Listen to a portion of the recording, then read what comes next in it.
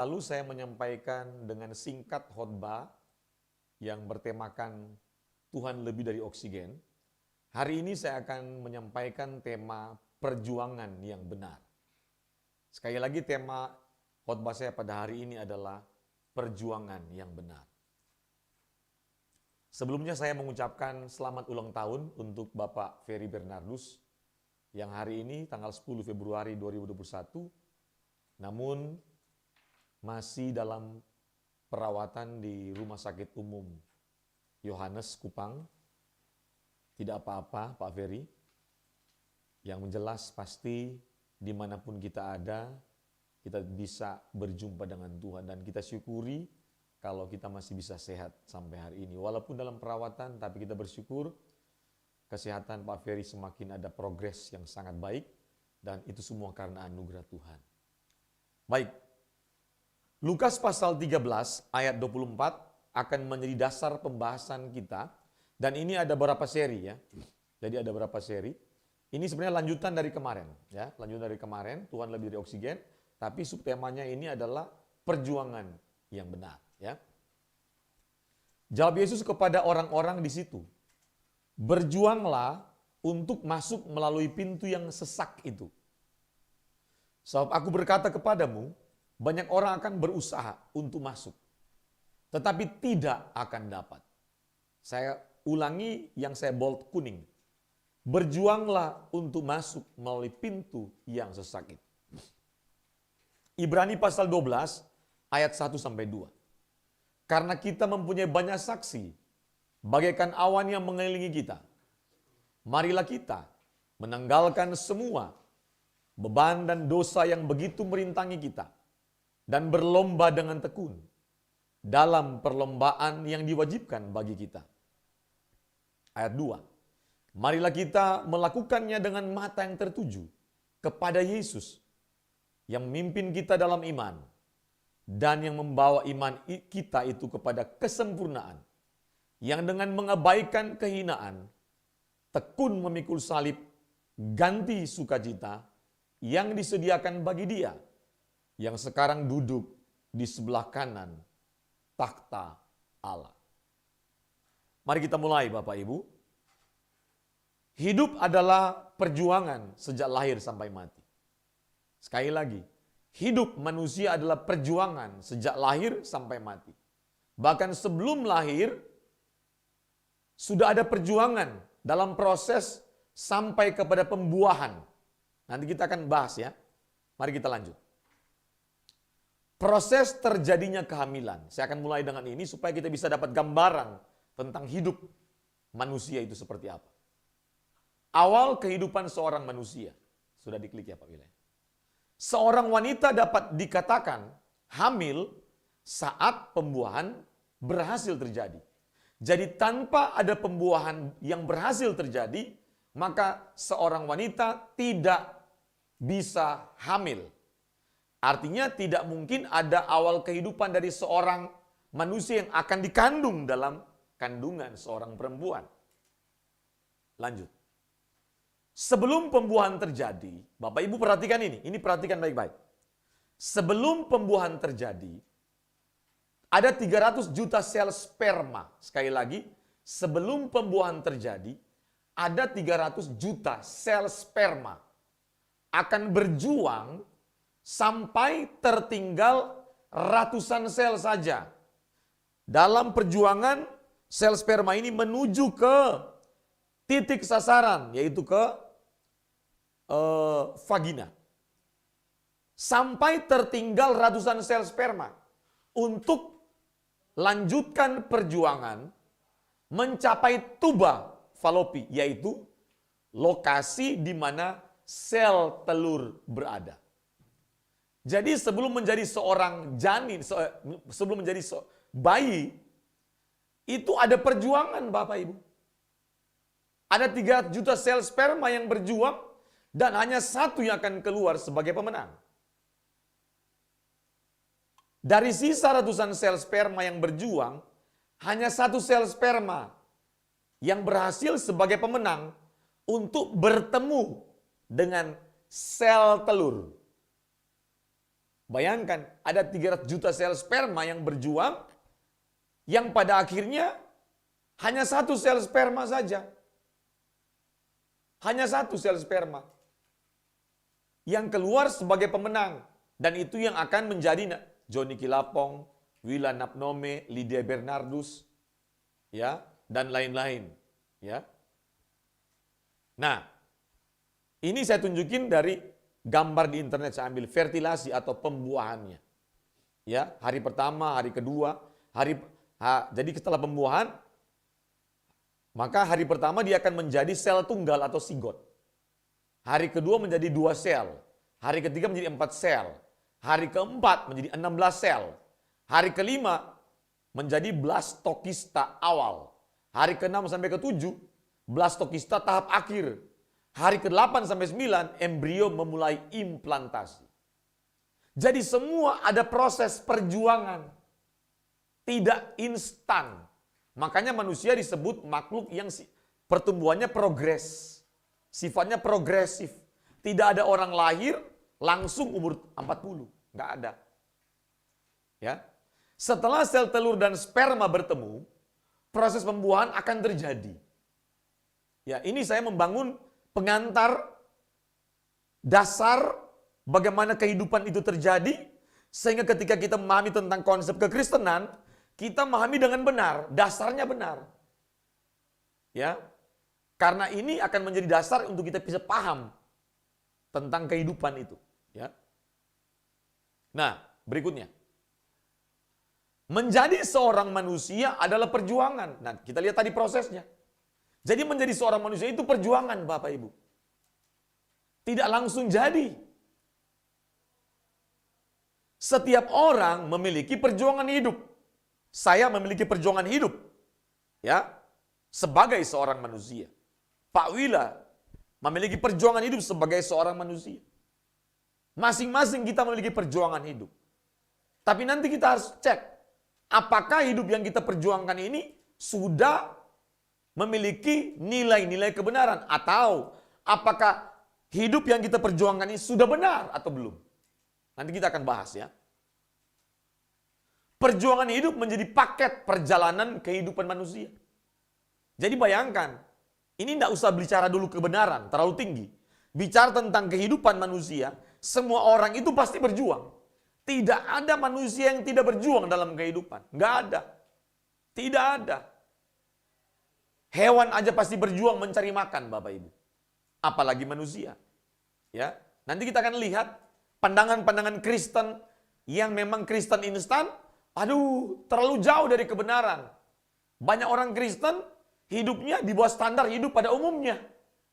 Artinya begini, hidup pada umumnya orang tahu, hidup harus berjuang, harus bekerja, harus bertanggung jawab.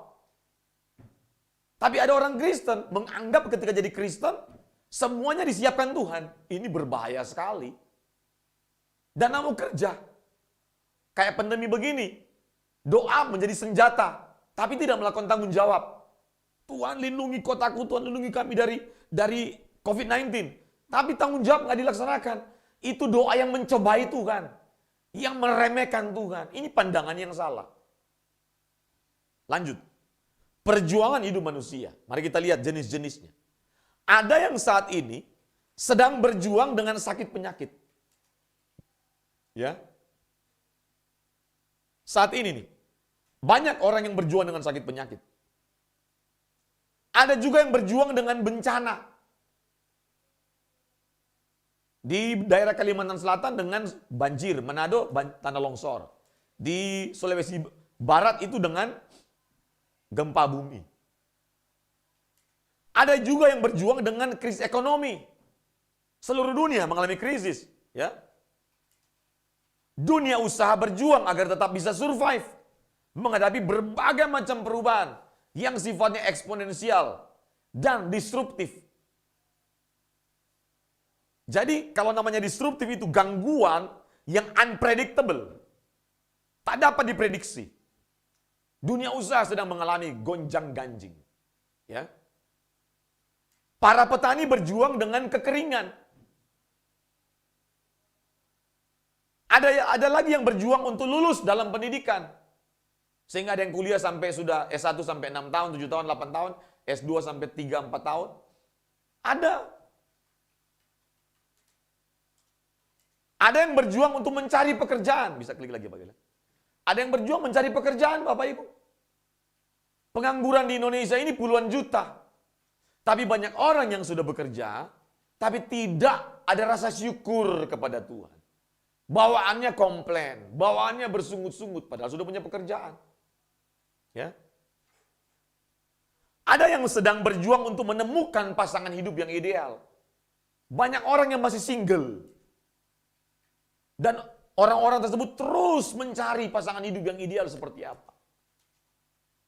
Ada mungkin sampai sudah usia 30-an masih berjuang. Nah itu perjuangan kita beda-beda. Ada yang sedang berjuang untuk membayar tagihan. Tagihan rumah, tagihan listrik, tagihan air, tagihan mobil, cicilan mobil, banyak. Semua kita pasti pernah punya tagihan. Cicilan rumah kah, atau mobil, atau motor. Ada yang sedang berjuang untuk bayar hutang. Dan saya mengalami itu. Nggak mudah untuk bayar hutang, Bapak Ibu. Ini setiap kita pasti punya perjuangan masing-masing. Seluruh dunia sedang berjuang melawan COVID-19. Bahkan di NTT ini mengerikan sekali. COVID-19 sudah berada di tetangga kiri kanan muka belakang. Khususnya Kota Kupang menjadi epicentrum penularan COVID di NTT. Ngeri sekali tingkat penularan COVID-19 di Kota Kupang. Ngeri Bapak Ibu. Tapi Bapak Ibu harus catat. Klik lagi ya. Akhir dari perjuangan hidup manusia. Ini catat baik-baik Bapak Ibu. Catat baik-baik. Akhir dari semua perjuangan hidup manusia, entah berjuang mencari pasangan hidup, entah berjuang membayar tagihan, entah berjuang melawan sakit penyakit, entah berjuang untuk lulus pendidikan, entah berjuang untuk mencari pekerjaan, entah berjuang dalam dunia usaha, entah berjuang supaya kita punya usaha itu tetap survive, entah berjuang melawan berbagai macam hal yang berhubungan dengan ancaman, atau berjuang untuk membayar hutang. Dengar baik-baik, apapun perjuangan hidup kita saat ini, catat, semua perjuangan hidup kita akan berakhir dengan kematian.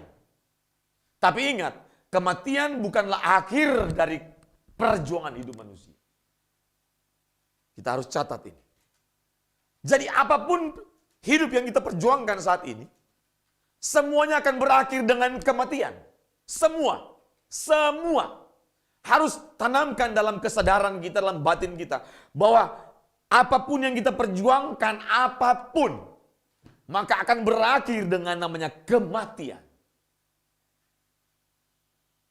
Kematian itu pasti. Kematian itu mutlak. Kematian bukan sifatnya itu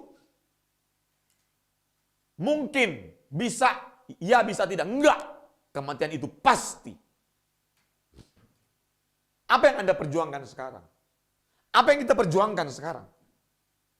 Catat, semua perjuangan hidup kita akan berakhir dengan kematian. Pertanyaannya adalah,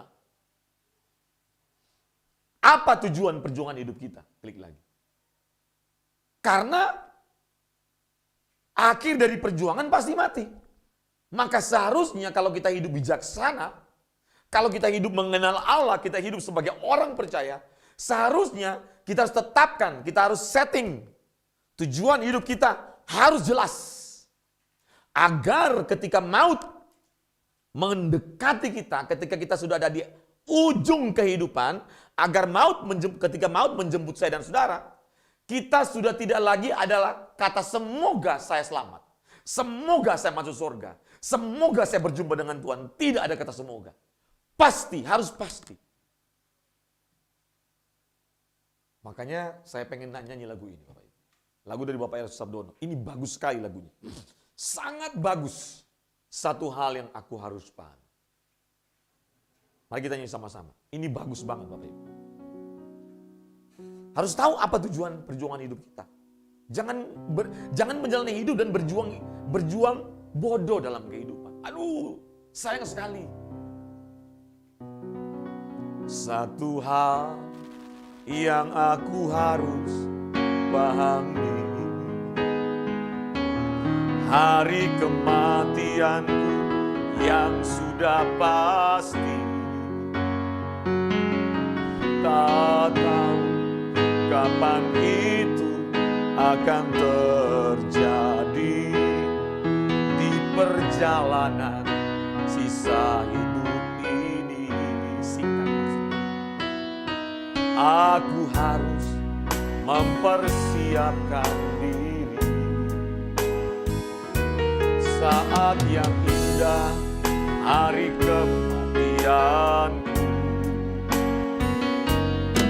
Di pembaringan terakhirku nanti, sahabat sejati pasti menjemputku. Roh Kudus, tolong aku hidup tidak bercela sampai waktu menutup mata.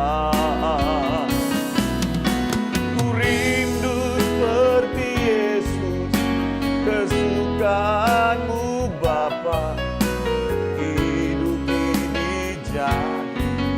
Roh Kudus, Roh Kudus, tolong aku hidup tidak bercela sampai waktu menutup mata. Ku rindu seperti Yesus, kesukaanmu Bapa, hidup ini jadi berharga. Waduh, lagu ini mengingatkan kita bahwa kematian itu pasti, Bapak Ibu. Kematian itu pasti. Tidak mungkin, tidak semoga. Pasti. Jadi semua perjuangan kita pasti akan berakhir dengan kematian. Tapi kita harus setting apa sesungguhnya tujuan hidup yang sebenarnya. Kita yang bertanggung jawab. Kita harus setting. Kalau bukan kita yang tetapkan tujuan perjuangan hidup kita, tidak ada yang paling bertanggung jawab atas hidup saya dan saudara. Sayalah, Andalah yang paling bertanggung jawab. Karena di akhir dari kematian akan masuk di satu tahap semua orang akan diadili. Ketika ada pengadilan terakhir digelar oleh Allah, setiap orang akan masing-masing mempertanggungjawabkan setiap perbuatan hidupnya. Kita akan masing-masing bertanggungjawabkan. Saya tidak bisa bertanggung jawab atas perbuatan hidup saudara saya, istri saya, anak saya. Tidak bisa. Masing-masing akan mempertanggungjawabkan. Maka harus disetting apa tujuan hidup kita. Dan tentunya tidak ada yang lain kalau kita mengenal Allah. Tujuan hidup kita cuma satu.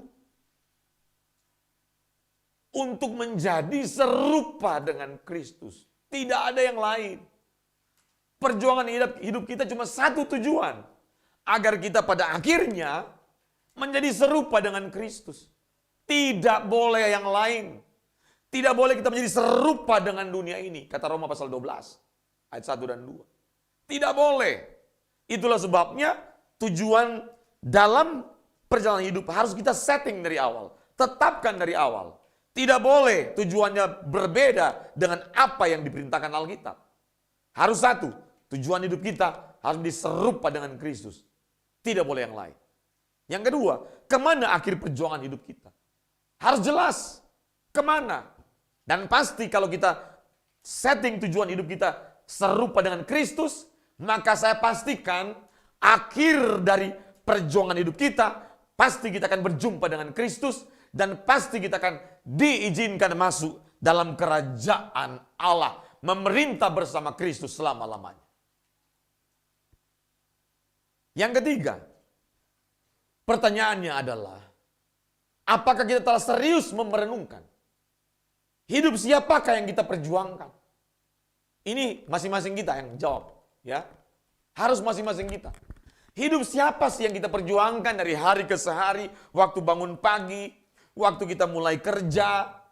Hidup siapa yang kita perjuangkan? Kalau hidup Kristus berarti yang kita kerjakan adalah untuk Kristus. Tapi kalau hidup yang kita perjuangkan adalah hidup kita sendiri, hidup keluarga kita, hidup manusia, hidup orang-orang yang kita kasih, saya mau sampaikan, itu salah besar.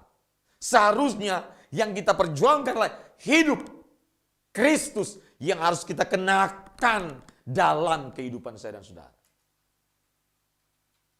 Pertanyakan dengan serius, hidup siapa yang kita perjuangkan saat ini? Hidup saya atau hidup Kristus? Mari kita jawab sendiri. Yang kedua, bagaimana perjuangan hidup yang benar sebagai orang Kristen?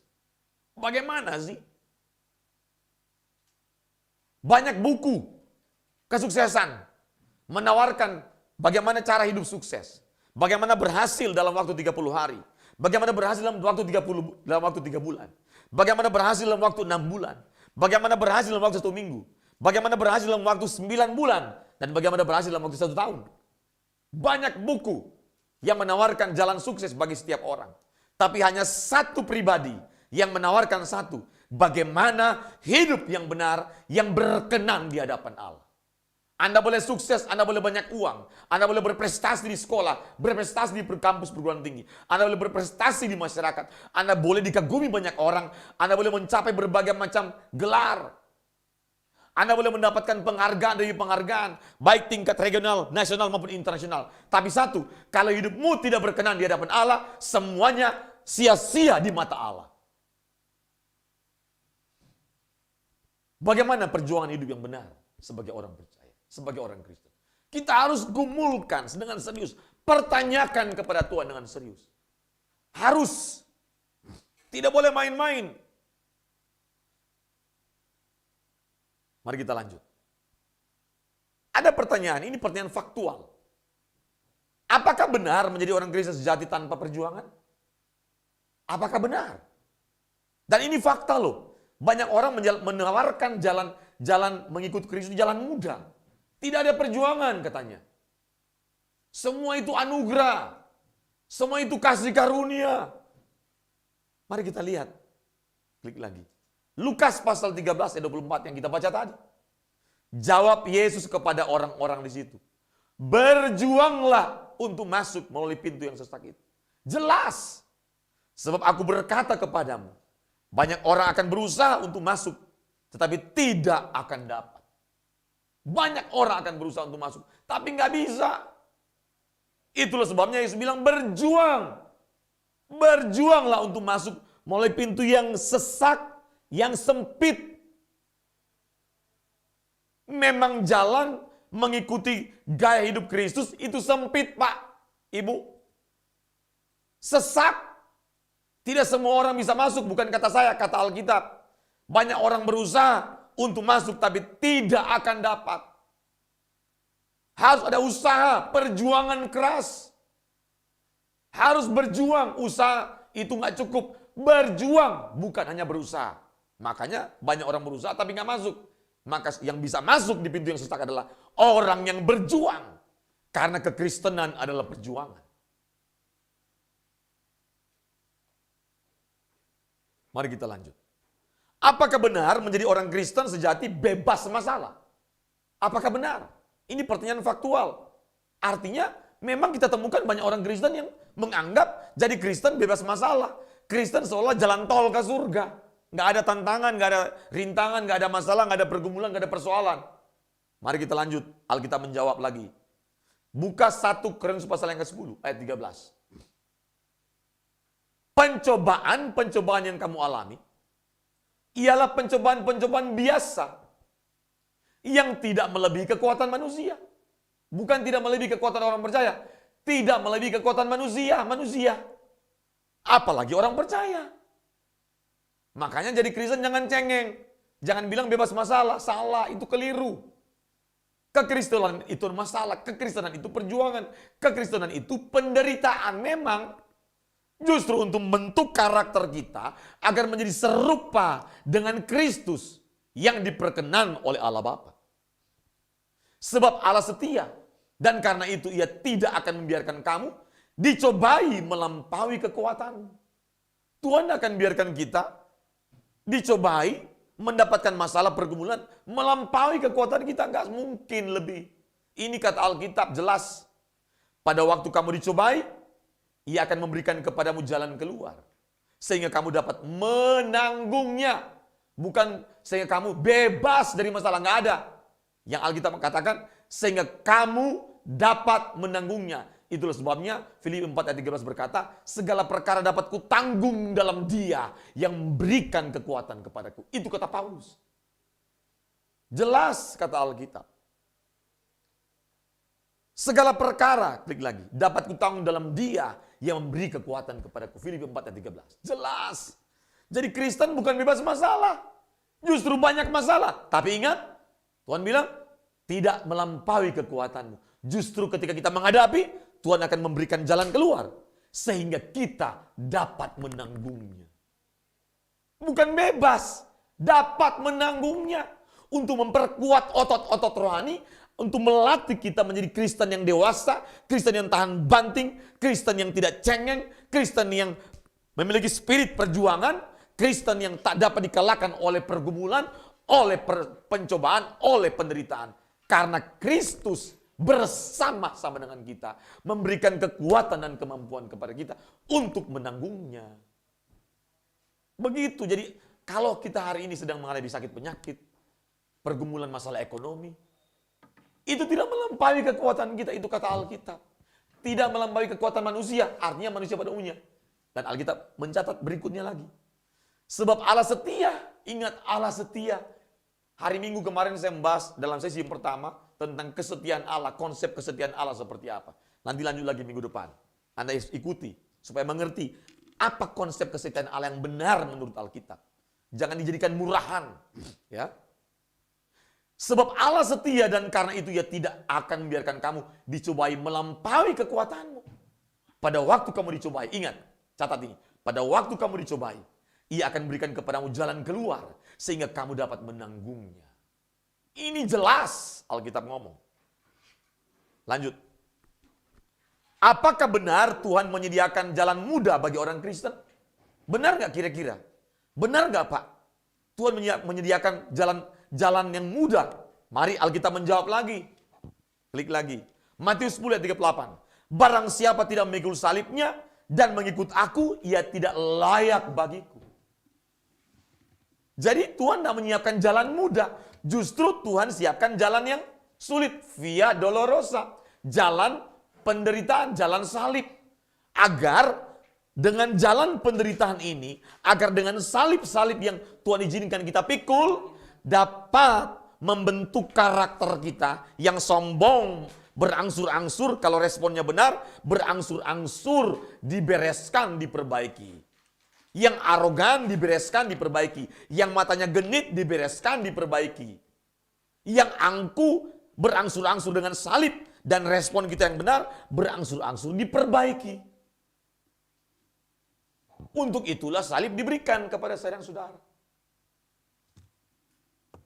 Pertanyaan berikutnya lagi. Pertanyaan faktual. Apakah benar Tuhan yang berjuang ganti kita orang percaya? Dan kita tidak perlu berjuang dalam menjalani kehidupan Kristen? Kan ada ayat Alkitab yang mereka pakai di Perjanjian Lama. Tuhan berperang ganti kita. Pernah dengar itu ya? Tuhan yang berperang ganti kita. Kasihan sekali ya. Pakai satu ayat untuk dikonversi ke zaman sekarang. Untuk agar orang-orang Kristen ini katanya tidak perlu berjuang. Tidak perlu melakukan tanggung jawab. Biar Tuhan yang kerjakan. Tuhan berperang ganti kita. Sayang sekali. Kristen sudah belasan tahun, 20 tahun, tapi masih cetek pemahamannya. Ini bahaya sekali pengajaran begini. Itu melemahkan iman dan melemahkan perjuangan orang percaya menjadi serupa dengan Kristus. Mari kita lihat, apakah benar Tuhan yang berjuang ganti kita orang percaya dan kita tidak perlu berjuang dalam menjalani kehidupan kita Kristen? Apakah benar? Mari Alkitab menjawab. 1 Petrus 2 ayat 21. Ya. Sebab untuk itulah kamu dipanggil. Karena Kristus pun telah menderita. Maksudnya kita dipanggil juga untuk menderita. Bukan cuma untuk percaya.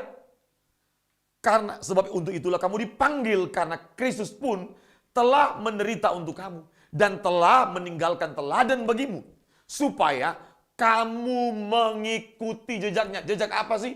Jejak tekun memikul salib, jejak belajar menjadi taat, jejak menyelesaikan semua pekerjaan yang dikehendaki Bapa. Jejaknya, teladannya, contohnya apa? Bagaimana Kristus mampu bertahan dalam penderitaan. Hal seperti itu, ketaatan penuh kepada Allah Bapa walaupun sulit, walaupun susah, walaupun berat, Kristus terus tekun memikul salib.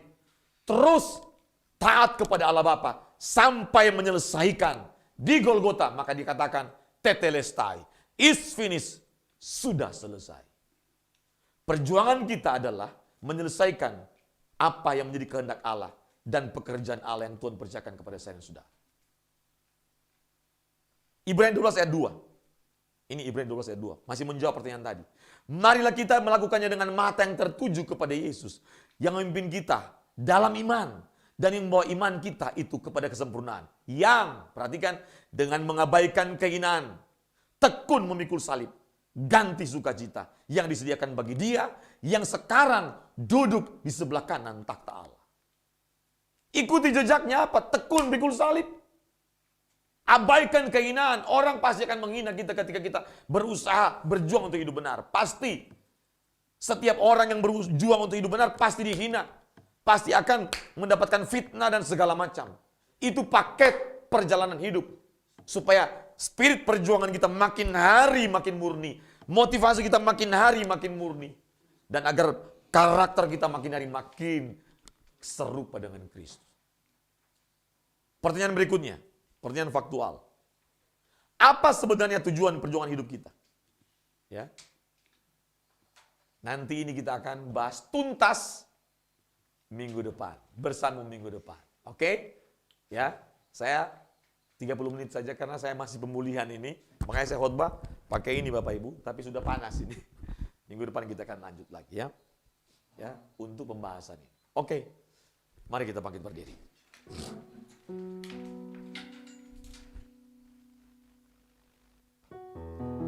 Saya ingin kita latihan sama-sama lagu ini, Bapak Ibu. Gimana kadang?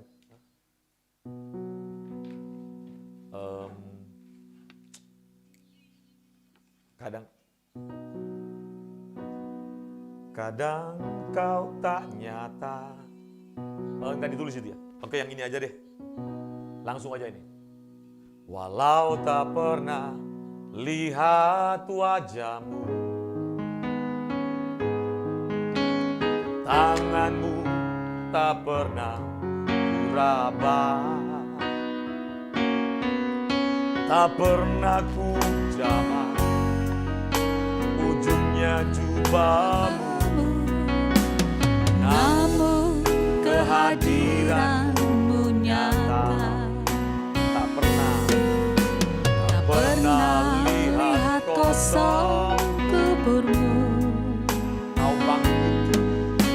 Kau bangkit, aku tak di sana. Namun ku percaya dan tetap ku cinta dirimu lebih dari segalanya. Kehormatanku bila menderita bagimu dan setia sampai akhir nafasku. Bila tiba saatnya muka dengan muka nanti, ku melihat wajah kehormatanku bila menderita bagimu dan setia sampai akhir nafasku. Bila tiba saatnya muka dengan muka nanti, ku melihat wajah kehormatanku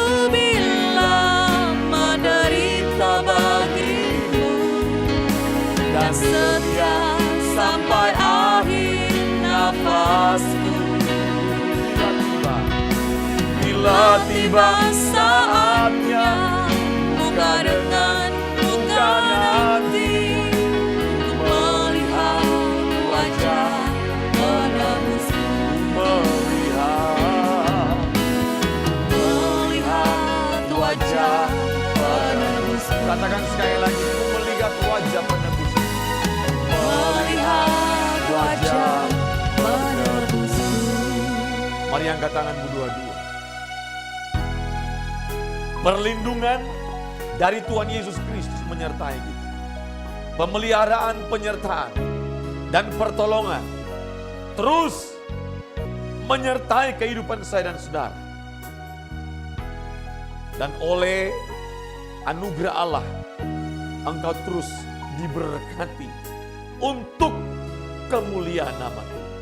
Terimalah berkat dan anugerah daripada Allah Bapa, cinta kasih daripada Tuhan kita Yesus Kristus, penyertaan, pertolongan, perlindungan, dan pimpinan dari Roh Kudus menyertai kita mulai sore ini sampai Tuhan Yesus datang kembali menjemput kita orang-orang kudus untuk tinggal hidup kekal bersama Kristus selama-lamanya.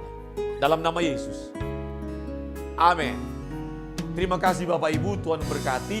Dan jangan lupa Bapak Ibu membagikan minimal kepada 10 orang untuk ibadah ini, link ibadah ini. Jika Anda merasa diberkati, jangan lupa like, komen, dan share. Dan juga subscribe bagi yang belum. Kita ketemu hari Minggu kita akan ketemu jam 9.30 WITA. 9.30 WITA saya akan menyambung dengan konsep kesetiaan Allah, seri yang kedua. Ya. Dan terima kasih, Tuhan memberkati. Shalom.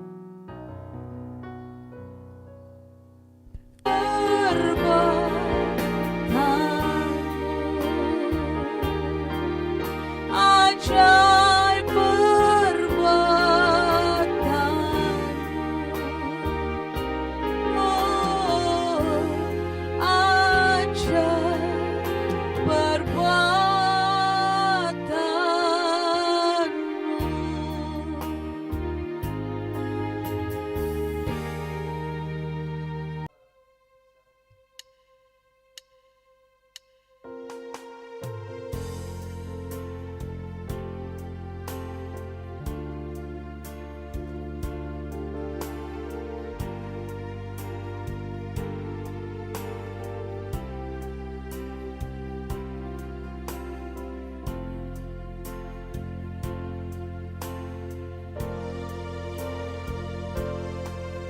Betapa ku mencintaimu, Yesus, kau kekasih jiwaku.